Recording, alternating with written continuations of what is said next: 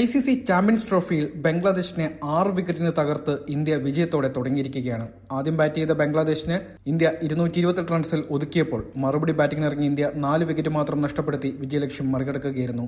എന്നാൽ 46.3 ഓവറിലാണ് ഇന്ത്യ വിജയം കണ്ടത്. ബംഗ്ലാദേശിനെ പോലൊരു ശരാശരി ടീമിനെതിരെ ഇന്ത്യ ജയിച്ചത് പ്രതീക്ഷിച്ച പോലെ ആധിപത്യം കാട്ടിയില്ല എന്ന് നിസ്സംശയം പറയാം. 9 ഓവറിൽ 5 വിക്കറ്റിന് 35 നിലയിൽ തകർന്ന ബംഗ്ലാദേശ് 222 എന്ന നിലയിലേക്ക് എത്തിയത് ഇന്ത്യയുടെ പിഴവ് തന്നെയാണ്. ഫീൽഡിംഗിൽ വലിയ പിഴവ് ഇന്ത്യക്ക് സംഭവിച്ചു.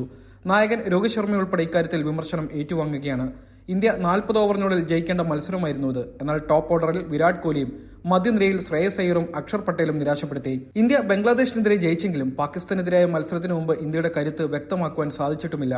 അതുകൊണ്ട് തന്നെ പരിശീലകൻ ഗൗതം ഗംഭീറിന് ഇന്ത്യയുടെ വിജയത്തിൽ പൂർണ്ണ സംതൃപ്തിയില്ലെന്ന് അദ്ദേഹത്തിന്റെ മുഖഭാവത്തിൽ നിന്ന് വ്യക്തമായിരുന്നു.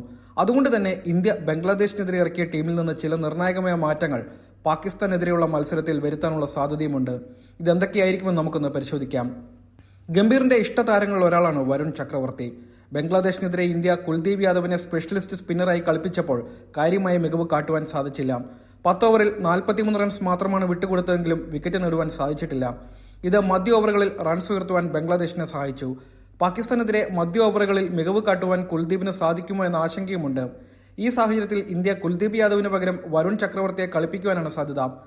പാക് താരങ്ങൾക്ക് നേരിട്ട് അധികം പരിചയമില്ലാത്ത സ്പിന്നറാണ് വരുൺ. ദുബായിലെ പിച്ചിൽ സ്പിന്നർമാർക്ക് തിളങ്ങാനാവുമെന്ന് വ്യക്തം.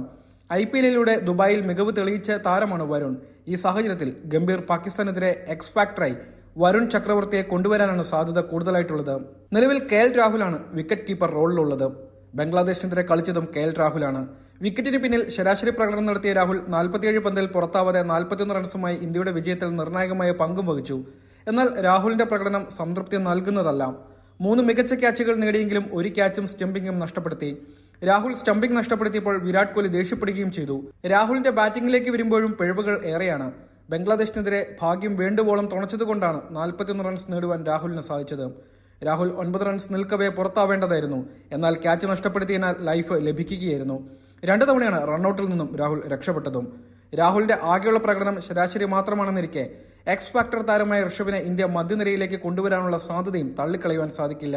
എന്തായാലും പാകിസ്ഥാനെതിരായ ഒരു സാധ്യത 11 നമുക്ക് നോക്കുകയാണെങ്കിൽ ക്യാപ്റ്റനായ രോഹിത് ശർമ്മ, ശുഭ്മാൻ ഗിൽ, വിരാട് കോഹ്ലി, ശ്രേയസ് അയ്യർ, ഋഷഭ് പന്ത്, ഹാർദിക് പാണ്ഡ്യ, അക്ഷർ പട്ടേൽ, രവീന്ദ്ര ജഡേജ, ഹർഷിത് റാണ, വരുൺ ചക്രവർത്തി, മുഹമ്മദ് ഷമി എന്നിവരായിരിക്കും.